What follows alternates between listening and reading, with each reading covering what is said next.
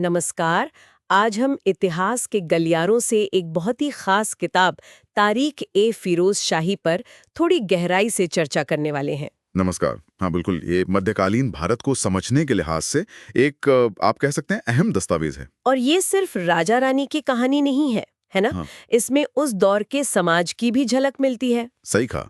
बल्कि ये हमें सोचने पर भी मजबूर करती है कि इतिहास कैसे बनता है, कैसे लिखा जाता है। तो चलिए फिर इसकी कहानी से ही शुरू करें। इसे लिखना किसने शुरू किया? हाँ, तो इसकी शुरुआत की ज़ियाउद्दीन बर्नी ने। उनका इरादा तो बहुत बड़ा था। मतलब 101 अध्याय लिखने का सोच रहे थे वो। 101। अच्छा? हाँ, पर वो पूरा नहीं कर पाए। असल में सिर्फ 11 ही लिख सके। ओह! तो अधूरा रह गया उनका काम। फिर फिर आते हैं शम्स सिराज अफीफ। असली हाँ, नाम शम्सुद्दीन बिन सिराजुद्दीन। अच्छा। उन्होंने बर्नी के छोड़े हुए काम को मतलब उठाया और उसे पूरा किया। और कमाल ये कि उन्होंने 90 और अध्याय जोड़े। 90? बाप रे! यानी बरनी के 11 और इनके 90? नहीं नहीं, उन्होंने बर्नी के काम को आधार बनाकर अपनी किताब लिखी जिसमें 90 अध्याय थे।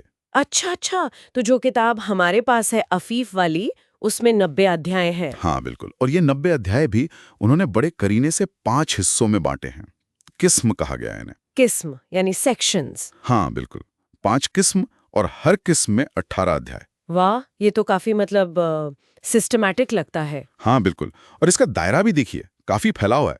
मोहम्मद गोरी के हमलों से शुरू होकर तैमूर के आक्रमण तक की बातें इसमें। काफी लंबा दौर कवर किया है। हाँ, और खास तौर पर इसमें फिरोज शाह तुगलक के शासनकाल पर बहुत जोर दिया गया है। उसे एक तरह से दिल्ली सल्तनत का स्वर्ण युग बताया है।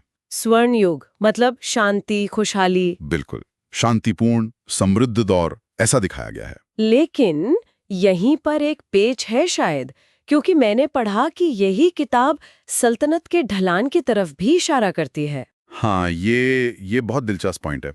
अफीफ की किताब फिरोज शाह के दौर की तारीफ तो करती है, पर वो लिखी तब गई जब फिरोज शाह की मौत हो चुकी थी ओह, और तैमूर दिल्ली में तबाही मचा चुका था। तो एक तरफ स्वर्ण युग का जिक्र, दूसरी तरफ पतन का मंजर। तो इसे कैसे देखें? मतलब क्या वो सिर्फ पुराने अच्छे दिनों को याद कर रहे थे या कुछ और बात थी? ये बड़ा सवाल है। हो सकता है ये गुजरे वक्त के लिए एक नॉस्टैल्जिया हो, या शायद तारीफ के पीछे एक बहुत महीन सी आलोचना छिपी हो, या ये भी हो सकता है कि वो बस ईमानदारी से लिख रहे थे कि हाँ, अच्छा वक्त था, पर साथ ही पतन के बीज भी दिखने लगे थे। ये विरोधाभास इसे खास बनाता है शायद। बिल्कुल, और इसी वजह से अफीफ को शायद मध्यकालीन भारत का पहला ऐसा इतिहासकार भी माना जा सकता है जिसने दरबारी चमक धमक से हटकर थोड़ी नजर आम लोगों पर डाली। आम लोगों पर? उस वक्त ये आम बात तो नहीं रही होगी इतिहासकारों के लिए। नहीं, बिल्कुल नहीं। ज्यादातर तो बस सुल्तान और दरबार की बातें होती थी। लेकिन अफीफ ने आम लोगों की जिंदगी, उनकी मुश्किलें, इन पर भी लिखा है। और इसी सिलसिले में एक एक हिस्सा है जो आज के हिसाब से काफी विचलित करने वाला है। हाँ, आप शायद मुस्लिम समाज में लड़कियों की स्थिति पर जो टिप्पणी है उसकी बात कर रहे हैं। हाँ, वही। स्रोत में जो लिखा है वो पढ़कर थोड़ा अजीब लगता है। लिखा है, रंडी एवं सर्व भयानक जीव है। यदि इनकी मृत्यु हो जाती है तो ये अच्छे के लिए ही है। हाँ, ये पंक्तियों मतलब आज तो सोच भी नहीं सकते। और हमें यहाँ ये साफ साफ कहना चाहिए कि हम बस वो बता रहे हैं जो स्रोत में है। बिल्कुल बिल्कुल, ये किसी भी तरह से हमारा नजरिया नहीं है, ना ही हम इसका समर्थन करते हैं। ये बस उस दौर की एक खास सोच को दर्शाता है, चाहे वो कितनी भी आपत्तिजनक क्यों ना लगे। सही बात है।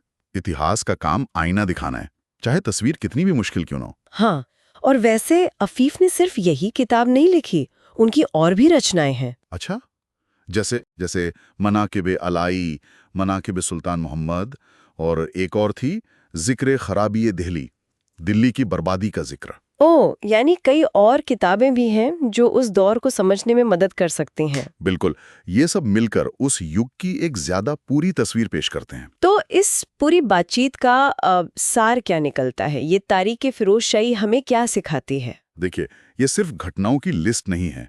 ये हमें इतिहास लिखने और पढ़ने के तरीके के बारे में सोचने पर मजबूर करती है। मतलब इतिहासकार का अपना नजरिया कैसे शामिल होता है उसमें? हाँ, और साथ ही मध्यकालीन भारत के समाज, सियासत, इनको समझने का एक अलग ही एंगल मिलता है। और वो स्वर्ण युग वाली बात और पतन वाली सच्चाई, ये तनाव भी बहुत कुछ कहता है ना? बिल्कुल, एक शासक के दौर को स्वर्ण युग कहना और फिर उसी दौर की या उसके तुरंत बाद की मुश्किलों को भी दर्ज करना, ये दिखाता है कि इतिहास कितना जटिल होता है।